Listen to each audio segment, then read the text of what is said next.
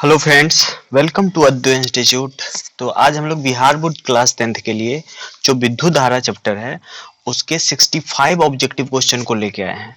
तो please last तक देखिएगा, है ना। पहला क्वेश्चन स्टार्ट करते हैं। विद्युत आवेश का ऐसा ही मात्रक क्या होता है? आवेश का ऐसा ही मात्रक कूलम्ब होता है। आवेश का ऐसा ही मात्रक कूलम्ब होता है। इलेक्ट्रॉन निम्नलिखित में से कौन विद्युत उदासीन होता है? जो परमाणु होता है वो विद्युत उदासीन होता है। याद रखिएगा, परमाणु विद्युत उदासीन होता है। दो समान आवेश के बीच, समान आवेश के बीच प्रतिकर्षण होता है और असमान आवेश के बीच आकर्षण होता है। जब समान आवेश है तो प्रतिकर्षण हो जाएगा और जब असमान आवेश है तो आकर्षण हो जाएगा। याद रखिएगा, समान आवेश के बीच प्रतिकर्षण होता है, प्लस प्लस रहेगा तो प्रतिकर्षण होगा, प्लस माइनस हो जाएगा तो आकर्षण हो जाएगा। इलेक्ट्रॉन की खोज किसने किया था? जे थॉमसन ने इलेक्ट्रॉन का खोज किया था। प्रोटॉन की खोज किसने किया था? प्रोटॉन का खोज जो होता है गोल्डस्टीन ने किया था। तो इसमें ऑप्शन नहीं है, तो इसका आंसर डी हो जाएगा, क्योंकि प्रोटॉन का खोज जो किया था इसमें नहीं है। न्यूट्रॉन की खोज किसने किया था? न्यूट्रॉन का खोज जेम्स चैडविक। न्यूट्रॉन का खोज किसने किया? James Chadwick. याद रखिएगा, इलेक्ट्रॉन पर आवेश कितना होता है? इलेक्ट्रॉन पे आवेश होता है 1.6 इंटू 10⁻⁻19 कूलम। इलेक्ट्रॉन पे आवेश कितना होता है? 1.6 इंटू 10⁻⁻19 कूलम। किसी वस्तु पर उपस्थित आवेश की जानकारी किस यंत्र से प्राप्त किया जाता है? किसी वस्तु पर उपस्थित आवेश की जानकारी किस यंत्र से प्राप्त किया जाता है? यहाँ पे होगा इलेक्ट्रोस्कोप। इलेक्ट्रोस्कोप के द्वारा। विद्युत धारा का ऐसा ही मात्रक, धारा का ऐसा ही मात्रक एम्पियर। धारा का ऐसा ही मात्रक एम्पियर। विद्युत धारा का 1 मिली एम्पियर, मिली बोलेगा तो 10⁻³ और माइक्रो बोलेगा तो 10⁻6। यहाँ पे मिली एम्पियर था तो 10⁻−3। अगला क्वेश्चन में माइक्रो एम्पियर है तो 10⁻−6 होगा। अगर नैनो बोलता तो 10⁻−9 हो जाता। विद्युत धारा को किस यंत्र से नापा जाता है? एमीटर के द्वारा। विद्युत धारा को किस यंत्र से नापा जाता है? एमीटर के द्वारा, है ना। आगे चलते हैं। किसी विद्युत परिपथ में प्रवाहित धारा का पता लगाने के लिए किस यंत्र को? देखिए, धारा मापने के लिए एमीटर यूज करेंगे, लेकिन जो वोल्ट जो ये गैल्वेनोमीटर होता है वो काम क्या करता है? जस्ट बताता है कि धारा प्रवाहित हो रहा है या नहीं हो रहा है। तो इसका आंसर हो जाएगा गैल्वेनोमीटर। विद्युत परिपथ में एमीटर को लगाया जाता है श्रेणी क्रम में और वोल्टमीटर को समांतर क्रम में। विद्युत परिपथ में एमीटर को लगाया जाता है श्रेणी क्रम में। याद रखिएगा, अगर वोल्टमीटर होता विभवांतर नापने के लिए तो हम उसको समांतर क्रम में जोड़ देते। कांच की छड़ को रेशम द्वारा रगड़ने पर रेशम में उत्पन्न होता है। कांच की छड़ को अगर रेशम के द्वारा रगड़िएगा तो रेशम में क्या उत्पन्न होता है? ऋण आवेश उत्पन्न हो जाता है। और रेशम द्वारा कांच की छड़ को रगड़ने पर कांच की छड़ में उत्पन्न हो जाता है धन आवेश। याद रखिएगा, कांच की छड़ को रेशम के कपड़े से रगड़ने पर जो रेशम का कपड़ा उसमें ऋण आवेश हो जाएगा, और रेशम द्वारा कांच की छड़ को रगड़ने पर जो कांच की छड़ है उसमें धन आवेश हो जाता है। एवोनाइट छड़, अगला जो है एवोनाइट छड़ को ऊन द्वारा रगड़ने पर उनमें उत्पन्न आवेश होता है, उसमें धन आवेश होता है। एवोनाइट छड़ को ऊन द्वारा रगड़ने पर उत्पन्न आवेश क्या हो जाएगा? धन आवेश। एवोनाइट छड़ को ऊन द्वारा रगड़ने पर एवोनाइट छड़ पर उत्पन्न आवेश, एवोनाइट छड़ पर कैसा आवेश हो जाएगा? ऋण आवेश हो जाएगा। एवोनाइट छड़ पे कैसा आवेश हो जाएगा? वो हो जाएगा ऋण आवेश हो जाएगा। याद रखिएगा। आगे चलते हैं। जिस ठोस चालक में धन आवेश और ऋण आवेश दोनों प्रवाहित होता है उसे क्या कहते हैं? अर्धचालक, है ना। अर्धचालक, है ना। इलेक्ट्रॉन और होल, यानी धन आवेश और ऋण आवेश दोनों प्रवाहित होते हैं उसे हम बोलते हैं अर्धचालक। और जिस पदार्थ में इलेक्ट्रॉन मुक्त होते हैं, जिसको फ्री इलेक्ट्रॉन बोलते हैं, वह पदार्थ कहलाता है। यानी वो कैसा पदार्थ जिसमें इलेक्ट्रॉन फ्री होगा, यानी इलेक्ट्रॉन मूव करता है, तो वो क्या हो जाता है? विद्युत का क्या हो जाएगा? जल्दी बताइए। वो विद्युत का सुचालक हो जाता है। विद्युत का सुचालक हो गया। विद्युत धारा की दिशा नापी जाती है, मानी जाती है किधर? प्लस से माइनस की तरफ, प्लस टर्मिनल से माइनस टर्मिनल की ओर। लेकिन इलेक्ट्रॉन जो बढ़ता है वो माइनस से प्लस की तरफ बढ़ता है। याद रखिएगा। इकाई समय में विद्युत आवेश के प्रवाह को, आवेश के प्रवाह को क्या बोलते हैं? बताइएगा। विद्युत इकाई समय में विद्युत आवेश के प्रवाह को हम लोग विद्युत धारा बोलते हैं। सूखा सेल में विद्युत धारा कैसा स्रोत है? सूखा सेल से जो विद्युत धारा मिलता है वो कैसा होगा? डीसी करंट होता है, डिस्ट धारा होता है, डिस्ट धारा। एक सूखा सेल में टर्मिनल के बीच विभवांतर 1.5 वोल्ट का, बैटरी जो हम लोग यूज करते हैं वो 1.5 वोल्ट का होता है। तो सूखा सेल का टर्मिनल के बीच जो विभवांतर होता है वो 1.5 वोल्ट का होता है। याद रखिएगा। नेक्स्ट क्वेश्चन आते हैं, क्वेश्चन नंबर 26। विद्युत विभव, विभव क्या है? वोल्ट, जिसको वोल्ट मीटर से मेजर करते हैं, तो उसका मात्रक क्या हो जाएगा, वोल्ट। विभव, विद्युत विभव का मात्रक वोल्ट। एक वोल्ट, एक वोल्ट क्या है, देखिए W बराबर Q इंटू V होता है, वर्क डन होता है आवेश इंटू उसके दोनों टर्मिनल के बीच विभवांतर। तो हमको V चाहिए, V बराबर W बाई Q लिख सकते हो, और ये होता है जूल, W वर्क का जूल और चार्ज का कूलम, तो जूल पर कूलम हो जाएगा, जूल पर कूलम हो जाएगा इसका आंसर, याद रखिएगा जूल पर कूलम। 6 वोल्ट की बैटरी से गुजरने वाले हर एक कूलम आवेश को कितनी ऊर्जा दी जाती है, तो बैटरी, देखिए ऊर्जा की बात करें यानी वर्क डन निकालिए, तो 6 वोल्ट कितना है बैटरी, एक कूलम आवेश है, तो Q हो गया 1 और V हो गया 6, तो क्या हो जाएगा 6 जूल हो जाएगा इसका आंसर। चलिए अगला, शुष्क सेल में ऋण टर्मिनल किस धातु का बना होता है, तो शुष्क सेल में जो ऋण टर्मिनल होता है वो जस्ता का बना होता है, याद रखिएगा वो जस्ता का बना होता है। शुष्क सेल का धन टर्मिनल किस धातु का बना होता है, तो कार्बन का बना होता है, याद रखिएगा वो कार्बन का बना होता है। विभवांतर की माप किस यंत्र द्वारा की जाता है, वोल्ट मीटर, विभवांतर मापने के लिए वोल्ट मीटर, और धारा मापने के लिए एमीटर, विभवांतर मापने के लिए वोल्ट मीटर, धारा मापने के लिए एमीटर, याद रखना है। फ्यूज को विद्युत परिपथ में युक्ति के साथ किस क्रम में संयोजित किया जाता है, फ्यूज के तार को श्रेणी क्रम में जोड़ते हैं, समांतर क्रम में जोड़ने से कोई फायदा नहीं क्योंकि करंट दूसरे पाथ से फ्लो हो जाएगा, तो इसलिए फ्यूज को तार को हमेशा श्रेणी क्रम में जोड़ा जाता है। ओम के नियम में V और I के ग्राफ की प्रकृति क्या होता है, सरल रेखीय। ओम के नियम में V और I के बीच ग्राफ प्रकृति कैसा होता है, सरल रेखीय। आपसे यह भी पूछ सकता है कि ओम के नियम में किस भौतिक राशि को नियत माना जाता है, तो उसके ताप को, याद रखिएगा। V और I में ओम के नियम में क्या बताता है, तो V इक्वल टू IR होता है ना, तो V बाई I, तो क्या हो जाएगा R, R क्या है यहाँ पे, प्रतिरोध है, R क्या है यहाँ पे, प्रतिरोध है ना। ओम के नियम में कौन सी भौतिक राशि नियत रहती है, विद्युत धारा, विभवांतर, प्रतिरोध, कोई नहीं, तो यहाँ पे क्या हो जाएगा R, यहाँ पे क्या हो जाएगा, प्रतिरोध नियत रहती है। प्रतिरोध का ऐसा ही मात्रक, प्रतिरोध का ऐसा ही मात्रक ओम, प्रतिरोध का ऐसा ही मात्रक ओम, इसको ऐसे साइन से डिनोट किया जाता है, प्रतिरोध का ऐसा ही मात्रक ओम। निम्नलिखित में ओम किसके समतुल्य है, तो ओम क्या होता है, R इक्वल टू V बटा I है ना, और V क्या है यहाँ पे, विभवांतर है ना, तो इसका वोल्ट, I धारा, धारा के लिए एम्पियर, तो V बटा A हो जाएगा। ठीक है, विद्युत धारा निर्भर नहीं करता है तार के अनुप्रस्थ काट के क्षेत्रफल, विद्युत विभवांतर पर A और B दोनों पर कोई नहीं, तो विद्युत धारा तार के अनुप्रस्थ का क्षेत्रफल पर, धारा का मान अनुप्रस्थ का क्षेत्रफल पर निर्भर नहीं करता है, धारा का मान अनुप्रस्थ का क्षेत्रफल पर निर्भर नहीं करता है, मोटाई पे है ना, प्रतिरोध निर्भर करेगा।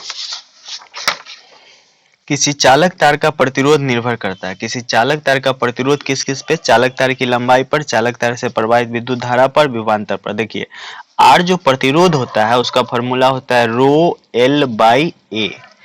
L क्या है, लंबाई है, A उसकी प्रतिरोधक एरिया है, अनुप्रस्थ काट, और ये उसकी प्रतिरोधकता है। तो चालक का प्रतिरोध निर्भर करता है उसके लंबाई पर और उसके क्षेत्रफल पर, तो चालक तार के लंबाई पर हो जाएगा। किसी तार की प्रतिरोधकता व्युत्क्रमानुपाती होती है, देखिए यहाँ से R तो L ऊपर में था तो लंबाई के समानुपाती हो गया, और क्षेत्रफल जो है वो नीचे में है तो व्युत्क्रमानुपाती किसके हो जाएगा, चालक के। इसको, इस जो एरिया है इसको हम लोग बोलते हैं अनुप्रस्थ काट का क्षेत्रफल। किसी तार का प्रतिरोध निर्भर करता है तार में प्रवाहित धारा, तार के छोरों के बीच आरोपित विभवांतर पर, तापमान पर, कोई नहीं। तो अभी हम लोग देख लिए किस पे निर्भर करता है, उसके लंबाई पर और उसके जो क्षेत्रफल होता है, बनावट होता है उस पे। तो इसका आंसर हो जाएगा इसमें से कोई नहीं, याद रखिएगा। किसी पदार्थ का वैद्युत प्रतिरोधकता निर्भर करती है उस पदार्थ की प्रकृति पर। देखिए यहाँ जो रो है वो पदार्थ का गुण होता है, उसकी प्रकृति क्या है, तो वो उसकी प्रतिरोधकता जो है उस पदार्थ की प्रकृति पर निर्भर करता है कि किस पदार्थ से वो बना हुआ है। वैद्युत प्रतिरोधकता का ऐसा ही मात्रक, तो ये हो जाएगा ओम मीटर। क्यों, क्योंकि R equal to rho L by A पढ़ा हम लोगों ने, तो रो क्या हो गया, R A बाई L हो जाएगा, इसको गुना किए L भाग में आया, रो R का ओम क्षेत्रफल के लिए मीटर स्क्वायर और एल के लिए मीटर, 1 मीटर से 1 मीटर कट जाएगा, ओम मीटर हो जाएगा। निम्न में से किस पदार्थ की प्रतिरोधकता अधिकतम होती है? कार्बन तार की छड़ की, लोहे की छड़ की, नाइक्रोम छड़ की, एवोनाइट छड़ की। तो एवोनाइट छड़ की प्रतिरोधकता सबसे अधिक होती है, याद रखिएगा। विद्युत इस्त्री में, विद्युत टोस्टर और विद्युत हीटर में विद्युत तापन के लिए किस मिश्र धातु का उपयोग किया जाता है? तो जितने भी हीटिंग एलिमेंट वाले होंगे, गर्म करने वाले, उसमें हम लोग नाइक्रोम तार का यूज करते हैं, याद रखिएगा, नाइक्रोम के तार का यूज करते हैं। यदि किसी तार की मोटाई दुगुनी कर दी जाए तो उस तार की प्रतिरोधकता, तो प्रतिरोधकता उस पदार्थ का गुण होता है, चाहे आप मोटाई 4 गुना कीजिए, 10 गुना कीजिए, उससे कोई फर्क पड़ने वाला नहीं है। तो प्रतिरोधकता जो है वो अपरिवर्तित रहेगा। प्रतिरोध में फर्क पड़ सकता है, प्रतिरोधकता में फर्क नहीं पड़ेगा, इसको रो बोलते हो। ये परिवर्तित होने वाला नहीं है क्योंकि ये उस पदार्थ का गुण होता है। श्रेणी क्रम में जोड़े दो समतुल्य प्रतिरोध, तो श्रेणी क्रम में R बराबर होता है R1 प्लस R2। जैसे एक प्रतिरोध यहाँ है R1 और उससे एक दूसरा यहाँ से एक और जोड़ दिए R2, तो इसका जो समतुल्य प्रतिरोध R है वो हो जाएगा R1 प्लस R2। और समांतर क्रम में जुड़े, तो समांतर क्रम में 1 बाई आर इक्वल टू होगा 1 by R1 plus 1 by R2, 1 by R1 plus 1 by R2। और इसका जब एलसीएम लीजिएगा तो ये हो जाएगा R1 R2 और ऊपर हो जाएगा R2 प्लस R1। लेकिन ये 1 बाई R का वैल्यू है, तो जब R निकालेंगे तो ये उल्टा हो जाएगा, R1 R2 ऊपर में चला जाएगा और R1 प्लस R2 नीचे में आ जाएगा। तो इसका ऑप्शन बन जाएगा डी नंबर। चलिए आगे चलते हैं। समांतर क्रम संयोजन में जुड़े प्रतिरोध में से प्रत्येक का प्रतिरोध का विभवांतर, तो समांतर क्रम में विभवांतर समान रहता है और श्रेणी क्रम में धारा समान रहता है। समांतर क्रम में विभवांतर समान और श्रेणी क्रम में धारा। श्रेणी क्रम में जुड़े प्रतिरोध में प्रत्येक होकर प्रवाहित होने वाले विद्युत धारा का मान समान रहता है। समांतर क्रम में विभवांतर समान होता है और श्रेणी क्रम में धारा का मान समान होता है, विद्युत धारा का, याद रखिएगा। विद्युत बल्ब का तंतु बना होता है, जो विद्युत बल्ब होता था उसका तंतु जो होता है वो टंगस्टन का बना होता है, क्योंकि इसका गलनांक जो होता है वो बहुत उच्च होता है, याद रखिएगा। विद्युत बल्ब का तंतु जो होता है वो टंगस्टन का बना होता है। ओम के नियम से क्या जानते हो? V equal to I R. Ohm के नियम में क्या जानते हो? V equal to I R. Dynamo में किस प्रकार की धारा मिलती है? तो डायनेमो से किस तरह की धारा मिलती है, कोई बताइए फटाफट। डायनेमो से अपने को डिस्ट धारा, है ना। डायनेमो से किस तरह की धारा मिलती है? डिस्ट धारा, प्रत्यावर्ती धारा और ये प्रत्यावर्ती, है ना। डायनेमो में आधे के लिए बढ़ेगा आधे के लिए घटेगा, तो डायनेमो में प्रत्यावर्ती धारा मिलता है ना। वो किस तरह का डायनेमो इस पर भी निर्भर करता है, लेकिन प्रत्यावर्ती धारा मिलेगा। 1 वोल्ट होता है, 1 वोल्ट होता है, जूल पर कूलम को वोल्ट बोलते हैं। जूल पर कूलम को क्या बोलते हो? वोल्ट, है ना। चलिए आगे। यदि पास क्रम में संयोजन में जुड़े हो तो प्रतिरोध R1 और R2 समतुल्य। देखिए दो चीज होता है, एक श्रेणी क्रम जिसमें हम लोग क्या करते हैं, डायरेक्ट जोड़ लेते हैं, और पास क्रम में क्या पढ़े, 1 by R equal to 1 by R1 plus 1 by R2 plus 1 by R3 सोन, जैगो रहेगा तैगो जोड़ दीजिएगा। यहाँ भी 3 रहता तो 3 जोड़ लेते, ऐसे डैश डैश डैश n के लिए। तो श्रेणी क्रम में समतुल्य प्रतिरोध सभी का जोड़ जो है वो सबसे बड़ा जो होगा उससे भी बड़ा आएगा। मान लीजिए 2 का होता, 3 का होता, 5 का होता, तो कितना होता? 5 3 8 2 10, यानी सबसे बड़ा कौन है? 5, तो ये 5 से भी बड़ा आएगा। लेकिन समांतर क्रम में मान लीजिए R1 2 ओम का है और R2 3 ओम का है, तो इसका जो समतुल्य प्रतिरोध होगा इसमें सबसे छोटा कौन है? 2, तो इससे भी छोटा आएगा। अब निकाल के दिखाते हैं। R इक्वल टू फॉर्मूला पढ़े हम लोग R1 R2 by R1 plus R2। तो देखिए 2 गुने 3 बटा 2 प्लस 3 कितना हो गया? 6 बटा 5, यानी 1.2 आ गया। यानी सबसे छोटा कौन था? 2, उससे भी छोटा। तो समतुल्य प्रतिरोध जो R है वो क्या हो जाएगा? R1 एंड R2 दोनों से छोटा हो जाएगा। पार्श्व क्रम यानी समांतर क्रम में जो R है वो दोनों से छोटा होता है। विद्युत शक्ति, शक्ति का ऐसा मात्रक, विद्युत शक्ति वाट, पावर का ऐसा मात्रक वाट होता है, याद रखिएगा। 1 किलोवाट आवर किसकी मात्रक है? ऊर्जा का, याद रखिएगा। ये दोनों कंफ्यूज करता है, विद्युत शक्ति का मात्रक वाट और 1 किलोवाट आवर जो होता है वो ऊर्जा का। यहाँ पे टाइम लगा हुआ है तो ऊर्जा लगाइएगा। विद्युत परिपथ में शक्ति निम्न में से कौन है? विद्युत परिपथ में शक्ति, पावर इक्वल टू होता है वर्क बाय टाइम, याद रखिएगा। तो शक्ति का मान हो जाएगा W equal to I square R T, या ऊर्जा U बोलो तब, या ऊर्जा भी इसका फॉर्मूला होता है। तो I square R T by T, T से टी कट गया, तो पावर इक्वल टू क्या बन गया, आई स्क्वायर आर। यहाँ तो ये सही है, लेकिन इसको हम और भी बदल सकते हैं। P equal to V square I. अब देखो यहाँ से आई को क्या लिख सकते हो, v equal to I R जानते हैं, तो आई को लिख सकते हो v बाई आर। तो यहाँ पे V square by R square into R. देखिए यहाँ से आई इक्वल टू वी बटा आर, तो यहाँ पे स्क्वायर है तो वी स्क्वायर बटा आर, और ये आर रख दिए, एक आर से आर कट गया, तो वी स्क्वायर बाई आर भी हो सकता है। ऐसे भी आया हुआ है आपके एग्जाम में। एक यूनिट विद्युत ऊर्जा का मान, यूनिट विद्युत ऊर्जा की जो मान होता है वो होता है 3.6 गुने 10 पावर 6 जूल। बदल सकते हो इसको, किलोवाट आवर को बदल सकते हैं जूल में। निम्नलिखित में कौन सत्य है, कौन सत्य है, तो पावर H इक्वल टू क्या होता है, H इक्वल टू हमारा हो जाएगा यहाँ से voltage into current into time, जो हीट होता है ना, हीट जनरेट, तो वी आई इंटू टी याद रखिएगा। और यहाँ अगर टाइम से भाग दे देंगे तो क्या हो जाएगा, पावर वोल्टेज इंटू करंट दे देगा। Power equal to voltage into current भी होता है ना, क्यों, यहाँ से निकाल लीजिए। V equal to I R होता है ना, एक आई छोड़ दीजिए और एगो आई इसके साथ आई आर को क्या बोलिएगा V, तो power equal to voltage into current भी होता है, तो यहाँ से VIT हो गया। चलिए अगला, निम्नलिखित में क्या सत्य है, तो H equal to I square R T होता है। चलिए निम्नलिखित में कौन सा था, H किसके समानुपाती हो गया, I का स्क्वायर का, और आर और टी नियत है, तो यही सही हो गया। 1 किलोवाट होता है, 1 किलोवाट में कितना वाट, 1000 वाट। तो सिंपल सा क्वेश्चन था, 1 किलोवाट कितना वाट, 1000 वाट। फ्यूज का तार बना होता है, फ्यूज का तार जो होता है वो मिश्र धातु बना होता है, तांबा तथा टीन का मिश्र धातु का बना होता है, जिसका गलनांक कम होता है। फ्यूज का तार किसका बना होता है, तांबा तथा टीन के मिश्र धातु का। फ्यूज तार के लिए सत्य है, फ्यूज तार का गलनांक कम होता है। इसमें बोल रहा है दोनों अधिक, दोनों कम, गलनांक अधिक। प्रतिरोध अधिक होता है और गलनांक कम होता है, किसके लिए, फ्यूज तार के लिए, याद रखिएगा।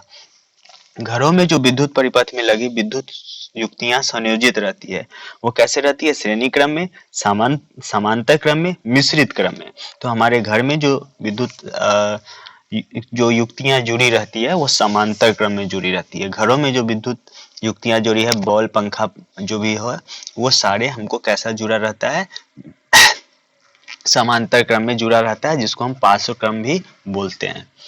अब बोल रहा है निम्नलिखित में ये जो ग्राफ दिया हुआ है R1 R2 R3, इसमें कौन बड़ा है कौन छोटा है। तो देखिए ओम्स लॉ से क्या जानते हो, V equal to I R, तो R क्या हो गया, V बटा आई। लेकिन ये V और I के बीच का ग्राफ नहीं है, किसके बीच है, I और V के बीच का ग्राफ है, उल्टा दिया हुआ है, मतलब इसका इन्वर्सली, वोल्टेज के इन्वर्सली प्रोपोर्शनल में स्लोप आएगा, है ना। तो जिसका स्लोप कम है, जिसका थीटा का मान कम है, उसका प्रतिरोध ज्यादा होगा। ये थीटा 1 थीटा 2 और ये थीटा 3, क्योंकि उल्टा दिया हुआ है। तो R1 बड़ा होगा R2 से और R2 बड़ा होगा R3 से, है ना। चलिए, दो बिंदुओं के बीच एकांक धन आवेश में स्थानांतरित करने के में किए गए कार्य को क्या बोलते हैं, विभवांतर बोलते हैं। हम लोग पढ़े थे ना, विभवांतर क्या होता है, इकाई धन आवेश को अनंत से किसी बिंदु तक लाने में जो कार्य किया जाता है वो उस बिंदु का विभवांतर कहलाता है। ये हम लोग पहले पढ़े हुए हैं, तो याद रखिएगा। ये जितने भी 65 क्वेश्चन है वो आपके बोर्ड पॉइंट ऑफ व्यू से बहुत इंपॉर्टेंट है, और ये बोर्ड के पॉइंट ऑफ नहीं, ये आप बोलिए जनरल कंपटीशन में जितने भी एग्जाम होते हैं ना, उसमें यहाँ से क्वेश्चन उठाता ही उठाता है, और ये चैप्टर बहुत ही इंपॉर्टेंट है। तो प्लीज अच्छे से देख लीजिएगा, और अच्छा लगा हो तो प्लीज लाइक कर दीजिएगा, कमेंट करके बताइएगा, ठीक है। और फिर मिलेंगे हम लोग नेक्स्ट ईयर में, और आप सभी को न्यू ईयर का ढेर सारा शुभकामनाएं। Best of luck for your bright future. Thank you students, फिर मिलते हैं नेक्स्ट वीडियो में।